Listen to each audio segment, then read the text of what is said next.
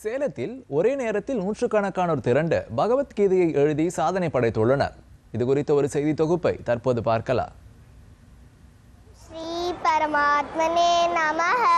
அத பஞ்சஹ சோத்யாயஹ புருஷோத்தம யோகஹ. கடமையை செய், பலனை எதிர்பாராதே. உடல் அழியக்கூடியது, ஆன்மா அழிவற்றது என பகவத்கீதையின் வரிகள் வாழ்க்கையின் தத்துவங்களையும் கடமையின் முக்கியத்துவத்தையும் உணர்த்துகிறது. போர்க்களத்தில் அர்ஜுனனின் ஐயத்தை போக்க கிருஷ்ண பரமாத்மாவால் அருளப்பட்ட பகவத்கீதை இந்துக்களின் புனித நூலாக போற்றப்படுகிறது.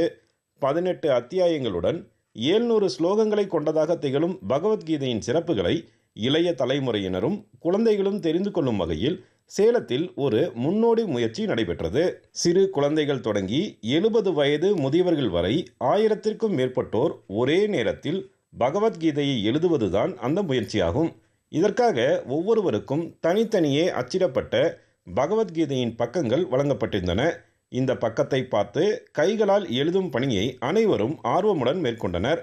பள்ளி செல்லும் குழந்தைகள், பணியில் தேவைப்படுவோர் தாண்டி பெரும்பாலானோர் இப்போது எழுதுவதையே மறந்துவிட்ட நிலையில் ஆளுக்கு ஒரு பக்கமாக பகவத்கீதையை அனைவரும் முனைப்புடன் முழுமையாக எழுதினர்.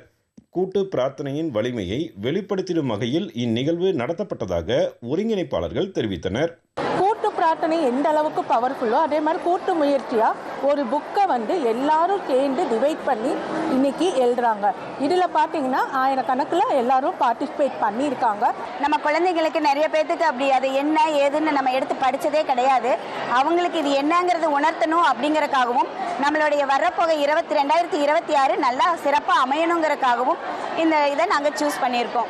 பகவத்கீதையை பாராயணம் செய்வதால் கிடைக்கும் நன்மையை அறிந்த பெரியவர்கள் முதல் புதிய செயல்களை எளிதில் தெரிந்து கொள்ளும் ஆர்வம் மிக்க இளைய தலைமுறை வரை இந்த எழுத்து சாதனையை புத்தாண்டை இனிமையாக தொடங்குவதற்கான வாய்ப்பாக பயன்படுத்தி கொண்டதாக தெரிவித்தனர்.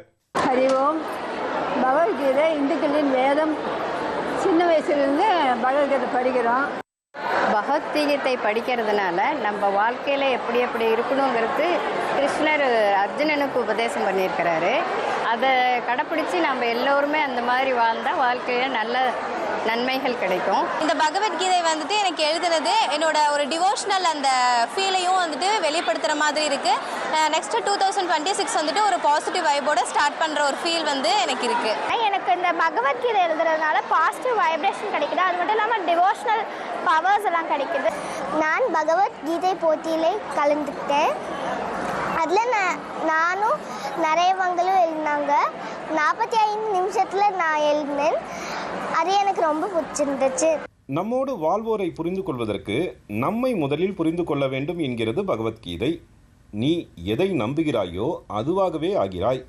நீ எதாக மாற முடியும் என்று நம்புகிறாயோ அதுவாகவே ஆகிறாய் எனும் கிருஷ்ணரின் வாக்கு பலிக்க புத்தாண்டில் புதுமைகள் நிச்சயம் நிகழும் என நம்பலாம்.